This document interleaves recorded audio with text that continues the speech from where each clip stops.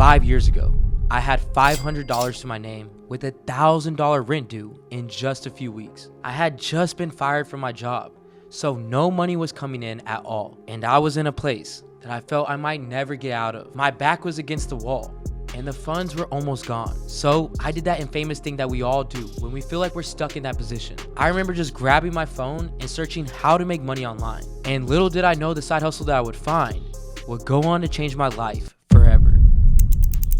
Dropshipping would be the gateway into the life that I get to live now. And I would have missed out on all of it if I was too scared to start. And believe me, there were some very scary moments throughout the journey that could have stopped me. I was basically in the negative while getting started. I didn't have any support around me at all.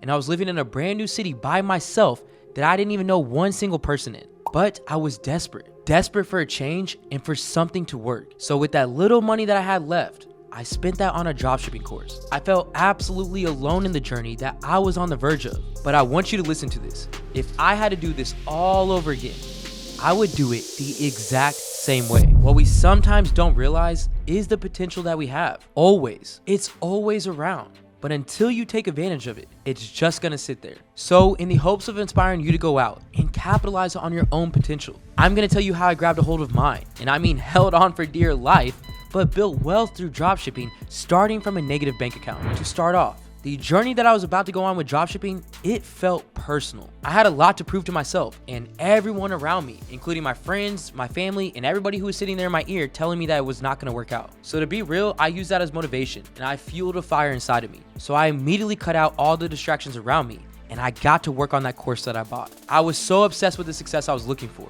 I literally had goals that I wanted to reach from starting this journey and being in the course that I was, nailed into the wall of my apartment. I was already about to get kicked out this apartment. I mean, they just put an eviction notice on my door the month before. So at that moment, I didn't even care about putting holes in my wall. I mean, my entire apartment was covered by papers. I was completely obsessed. I spent all of my time working on this course, building my store, and getting ready to run ads. But there was just one problem. I had the mindset that anything could sell. And because of that mindset, all that work that I put into when it came to building a store, learning the course material, prepping for ads, and learning pretty much anything I could about dropshipping, my first product failed, and then my second product failed, and then my third product failed. And at this point, I'm completely confused. I'm lost and I'm discouraged and I'm running on fumes. At this point, I was at my lowest. I remember grabbing my phone, opening up my bank account and seeing a negative number. I didn't even know a bank account could go negative at this point. I thought it would just not go past zero, but it did go negative because of overdraft fees. So from here, I was on my last chance, solely working on getting some sales with the little line of credit that I had. At this point, I knew that I had absolutely no other option but to make this work. So I compared everything. I knew it could not be my store or my product pages because I spent so much time on them that they looked the same, if not better than my competition. It couldn't be my ads because at the time I was using the same ads that were already working on the market. So there was only one thing left, my product. When I came to this realization and I started comparing my product to other products I saw dropshippers successfully selling, I noticed the price range that they were selling the products for. I then noticed the type of products that they were selling. They all seemed to solve a problem, and most importantly, I noticed the products that they were selling were nothing like mine. See, I was under the impression that I could just sell cheap little products that I could make a huge profit on. But in reality, customers always want value for their money. And I realized that if I didn't start selling products that made customers feel like they were getting that, I was going to continue to fail. So I got to work real quick with looking for new and improved products that I could start selling. And let me tell you, back when I started, there was no such thing as full guides on how to find winning products with lists of tools that you can test out. The information was minimal, so trial and error became very familiar to me. I focused on searching for products that had quality to it and that would help the customer in some sort of way. Because through the analysis that I had from all the people I was looking at, I understood the importance of solutions. And through focusing on that, I was able to come across my first winning product, a mobile phone screen projector. And this product would be the first one that I would make consistent sales on, as it generated me over $158,000 in 4 months. And let me tell you, I felt like I was on top of the world. But even though I thought I had hit it big, I had absolutely no idea that customer complaints and product quality would come back to bite me in just a couple weeks of selling. But when it did, in turn, it helped me learn another step in my product research process, which would be supplier validation. I quickly learned that if I wanted to continue to make any type of money with dropshipping, the product I'm selling could not just look like it had quality. It actually had to have it. Understanding that the supplier that I'm using could make or break the success that I have at my dropshipping store.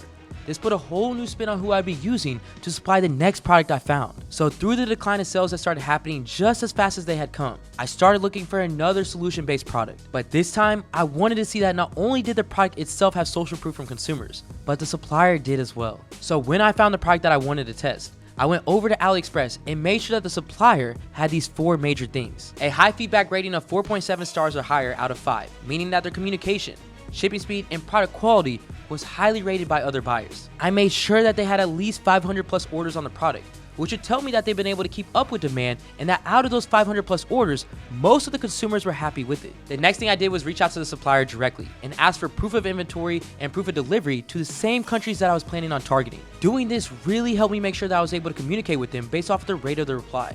And I could also gauge how long it would take consumers to receive their products. And lastly, I made sure that the supplier had product and shipping rates that would allow me to sell my product for at minimum 2.5x the cost of what I'm getting it at. What this means is that if I saw my competitors selling the same product that I wanted to sell for $30, and my supplier was able to sell it to me for $10, if I took that same $10 and multiplied it by 2.5, that would give me a total of $25. And with that number coming out to $25, this is just telling me that I was able to sell the product for at least 2.5x the product cost, without pricing my product outrageously compared to my competition. And that 2.5x margin was a big move, because that's what really helped me regulate the prices I was selling at, and also make sure I was able to make a profit after I spent money on ads. By making sure that I had a quality product that solved a problem, and I had a supplier that seemed reliable, I would go on to sell that same portable blender cup and generate over $200,000 before running to my next lesson in dropshipping, which would be consumer trends. The product was selling super well, and then all of a sudden, my sales completely tapered off. And when I say I tried everything to bring it back to life, I tried everything. From running more ads, getting more creatives made, and even pushing more money into the product.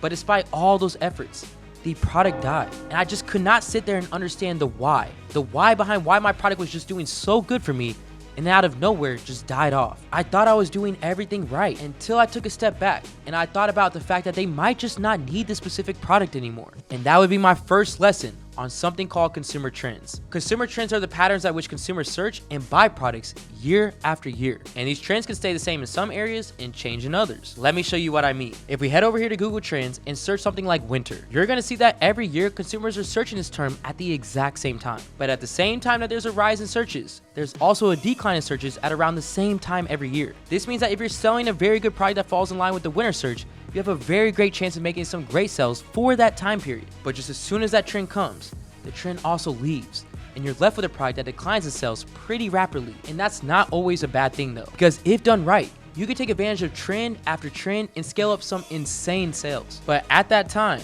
I didn't know anything about riding the trends with the product I was selling. So I was still trying to sell a product that consumers were no longer searching for. Now, mind you, at this time, a crane just fell on my apartment complex. And at this moment, I'm even in a worse position. And now I'm homeless, have nothing to my name, and I'm sleeping at a church across the street with like 300 other people. And the main thing I kept noticing everybody kept talking about was, do we have this type of baby product? Do we have this type of baby bed? What type of things do we have for my children? And that was a light bulb moment for me. In that exact moment, I started looking into things like baby products. And the thought process was simple. Every day people are having babies, so everyday baby products will be needed. And that is immediately backed up by the Google Trends search over the last 5 years for the term baby. By seeing a niche that was constantly in demand by consumers, I knew that I had the potential to scale it up and keep it going long term. So I went completely back to the drawing board. I did my product research, looking for a solution-based product. I then checked and verified the trend on it. After that, I made sure that I found a supplier that could be what I needed it to be. And that's how I came up with this product right here. As soon as I started running ads for this product, I was getting sales right away. $100 days turned to $1,000 days. $1,000 days turned to $10,000 days pretty quickly. And before I knew it, in just 6 months, I generated over $1.7 million with this product. It was unbelievable. I went from having absolutely no money to over 25% profit on a $1.7 million product, putting over $250,000 profit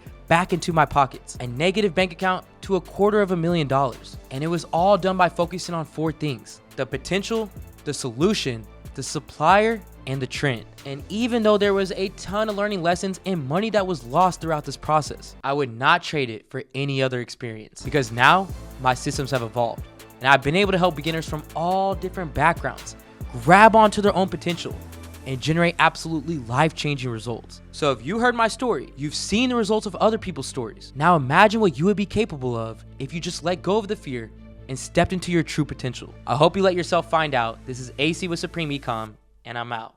They gon' want a piece when you got it like that. Like Jake said, we gon' spend it, get it right back. Stack that internet money till the site crash. They on